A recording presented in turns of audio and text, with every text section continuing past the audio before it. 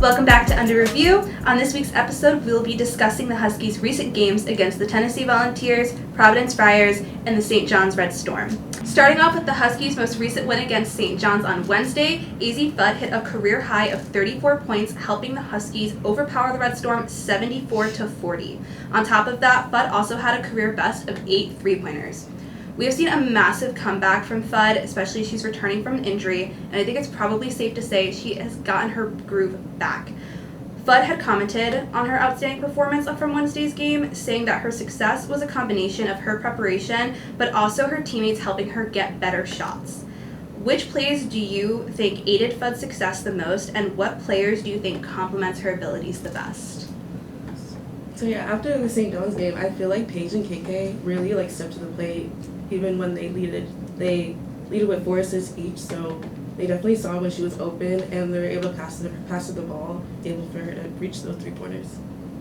Yeah, when that happens, you just know to pass someone a ball if they're hot, they're on. Get them a ball as soon as you can. And another big win for the Huskies was their 77-40 win against Providence on Sunday. We saw big contributions from Beckers and Fudd, but we also did see some contributions from Ashlyn Shade and Caitlin Chen. Chen scored the first 7 points of the game, which really gave the Huskies a head start. She is also known to be really good at scoring, but also really well with leadership skills. What role do you think she'll play moving into the tournament, and how do you think she'll help the team prepare for it as well? So yeah, moving into the Big East tournament, I feel like Caitlin would definitely create intensive offensive and defense opportunities, just as she always does during the games. And so for these next couple of games, I feel like she'll really come through. So, yeah, she has a lot of experience coming from Princeton, and she's obviously capable of stepping up when we need her to. And she's always there for her teammates. So. The Huskies took their first loss since December against the Volunteers last Thursday. The loss against the Lady Vols was UConn's first since 2007. During the game, the Huskies struggled to keep up defensively with the Lady Vols, and they placed some really good attacks on them.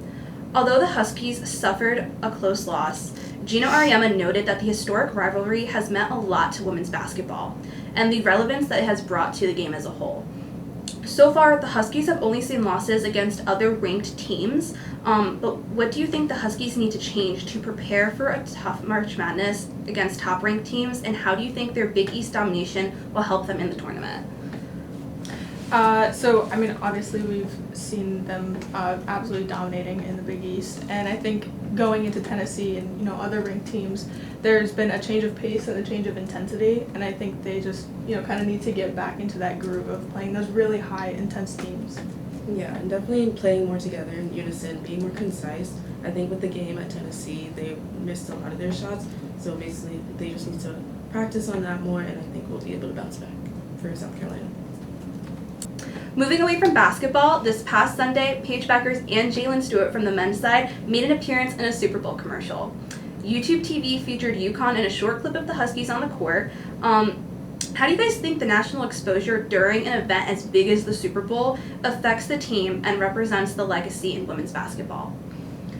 Any exposure outside of basketball is good for women's basketball and women's sports in general. Having players like Paige Beckers and Caitlin Clark being outside of their natural habitat, being on the court, is a good way to get a wider audience towards women's basketball and women's sports in general.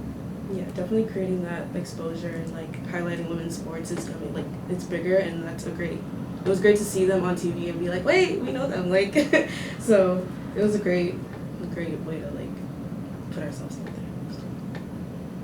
Well, that's all for this week's episode of Under Review. Be sure to tune in next week, where we'll be breaking down the upcoming and most anticipated game against the defending champions, the South Carolina Gamecocks, and another Big East matchup against the Seton Hall Pirates. Until then, I'm Josalyn Munson. I'm Reagan Kerr. And I'm Mandy Goodrich. Thanks for watching.